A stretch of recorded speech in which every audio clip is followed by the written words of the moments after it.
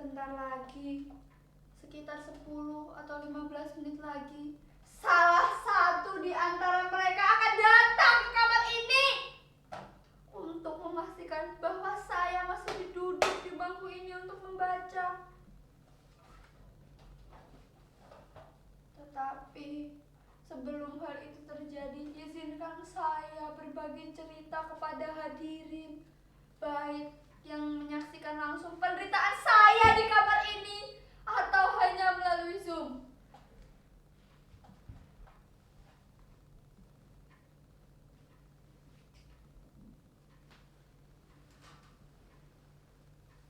Saya sendiri bukannya tak berusaha, bahkan segala daya upaya telah saya kerahkan untuk bisa khusyuk dalam membaca. Saya juga sudah memotivasi diri saya dengan berbagai kata-kata yang saya ingat, kata-kata mutiara, pantun, bahkan hilal penyemangat belajar. Hingga kritik tajam para pakar mengenai bahaya penggunaan telepon. Tapi herannya, hal-hal yang biasa dipakai orang untuk memotivasi dirinya tak juga tuh menambah gairah saya untuk membaca. Kalaupun berhasil, hanya bertahan 10 atau 15 menit, lalu saya menguap lagi. Kritik tajam para pakar tak juga mengurangi kerinduan saya untuk selalu dekat dengannya.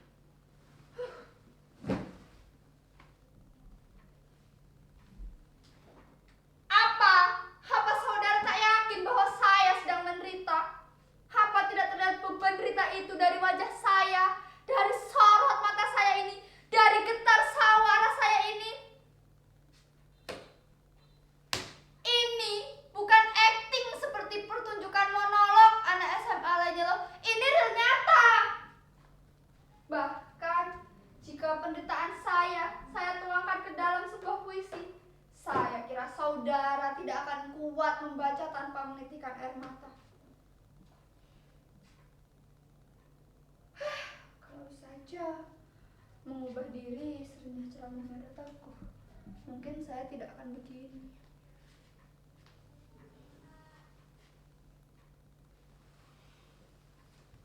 Tak percaya? Saudara tak percaya bahwa saya sedang dibully, sepi dan dikepung sedih? Sekarang, bolehkah saya bertanya, siapakah di antara hadirin yang mau dan mampu berpisah dengan apa yang telah menjadi bagian dari dirinya tanpa merasa hampa dan teraniaya? Tidak ada yang mampu. Begitu juga saya. Sebuah handphone bukan lagi benda biasa bagi kita, bahkan hidup kita.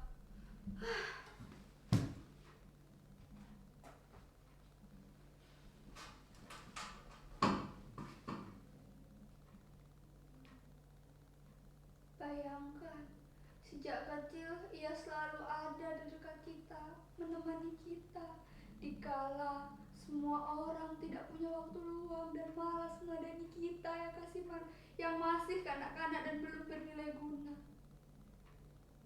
Pagi, siang, sore, bahkan malam, dialah yang selalu setia di sisi kita, menemani dan melayani kita. Bahkan kini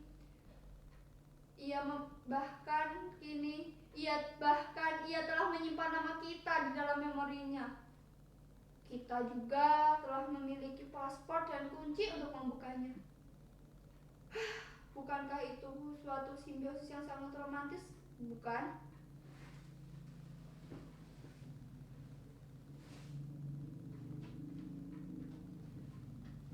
Itulah mengapa berpisah dengannya, meski saban malam seperti melewati tahun-tahun kesepian.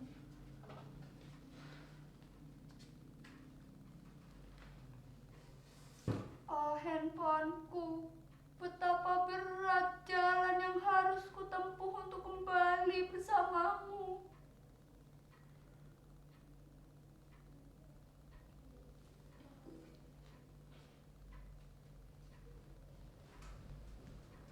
Sejak pertama kali saya bisa membaca dan menulis, saya sudah menuliskan nama saya di dalamnya. Ryan. Ya, memang Saya sempat berganti-ganti partner dari satu handphone ke handphone lainnya. Tapi herannya, sikap mereka tetap sama, melayani dan melayani tanpa berkurang sedikit pun.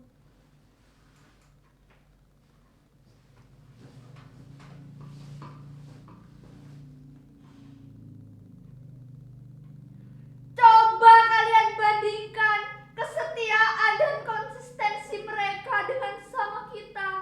Berganti partner, maka berganti pula sifat dan kebiasaannya.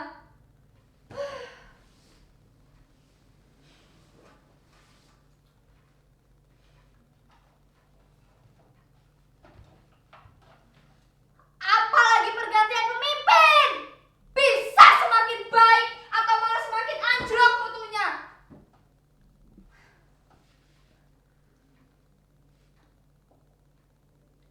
Maaf, saya agak ngelantur.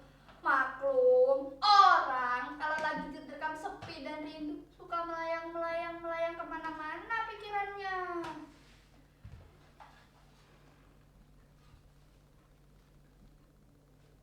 Jadi, bagaimana sekarang? Sudah cukup jelas bahwa saya menderita. Saya menderita bukan karena berpisah dengannya, tapi karena saya dihadapkan oleh dua keadaan secara bersamaan. Di satu sisi, saya tahu ayah dan ibu dia ingin saya berprestasi dalam studi. Tapi di sisi lain, saya sudah terbiasa sejak kecil dekat dengannya. Kadang, kalau saya tak kuasa menahan rindu, saya ambil casingnya, lalu saya dekatkan ke dada saya seperti ini.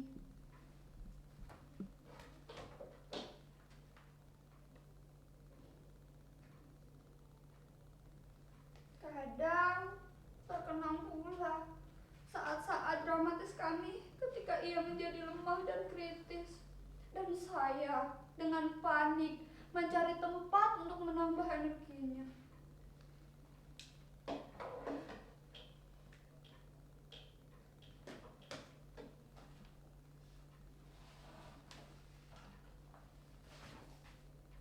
Tak ada yang lebih membahagiakan selain mendengar suara riah dan riangnya.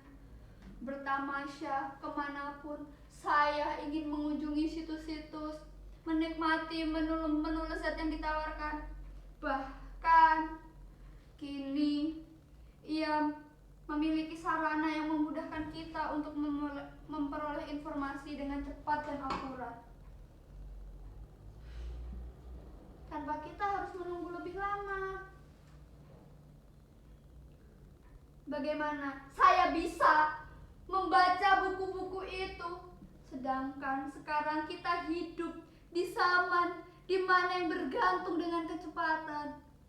Siapa yang tidak cepat dan ringkas, mereka akan tertinggal menjadi penghuni fosil museum peradaban.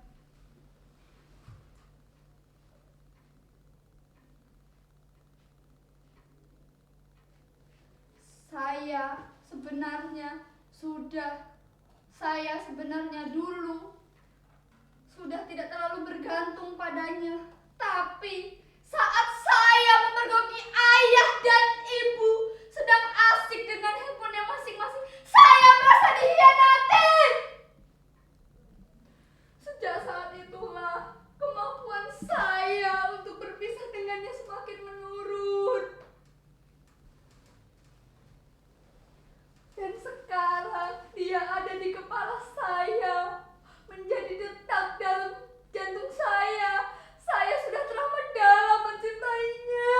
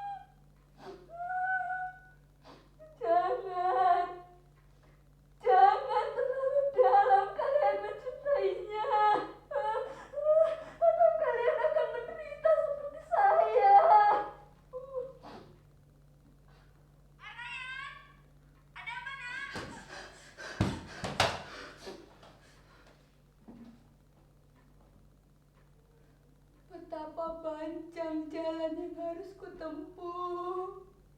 Tetapi inilah yang harus saya lakukan untuk mendapatkan kelahiran saya.